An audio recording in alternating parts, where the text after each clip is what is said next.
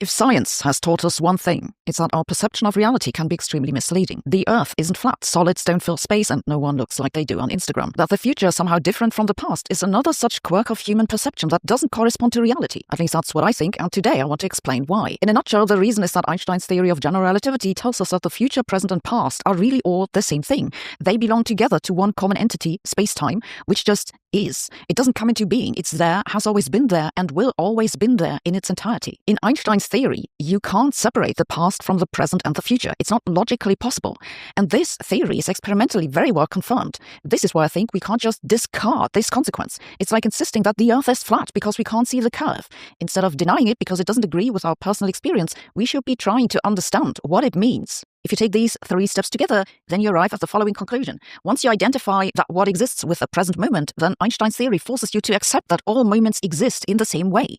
This perplexing consequence of Einstein's relativity has been dubbed the block universe by physicists. In this block universe, the past still exists and the future already exists.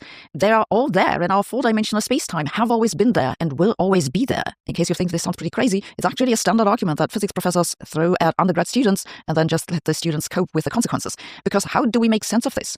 What does it mean that the past, present, and future all exist the same way? Yes, I've spent 3 decades trying to wrap my head around this. I think that for one thing, it means that our past selves still exist the same way as this present self. It's just that our past selves are all disconnected from each other. They can't communicate. And our future selves also already exist. Einstein's theories really are strange, and I don't think we've yet entirely appreciated how strange they are. I explained the block universe in more detail in my book, Existential Physics, but since I wrote the book, I've come to a different conclusion about the role of quantum physics in this argument. You see, so far, what I told you was all Einsteinian physics, which doesn't know anything about quantum physics. If you take into account quantum physics, the argument becomes more complicated, because quantum physics has an indeterministic, unpredictable element, which is what happens the moment one makes a measurement. And the entire problem of quantum physics is that we don't know just what a measurement is. Now, I used to think that this means it's only after you've made a measurement that the past becomes fixed, so to say. There seems to be a difference between the past and the future in quantum mechanics. But I now think that this unpredictability in quantum physics goes in both directions of time.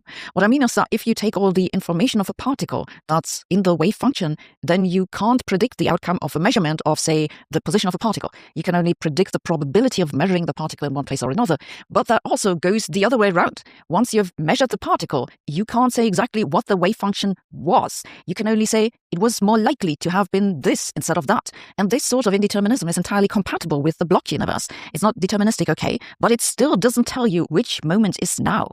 To put this differently, there's no such thing as a now in the mathematics of quantum physics, not unless you actually change something about the maths. This is why I think the block universe is how nature really works.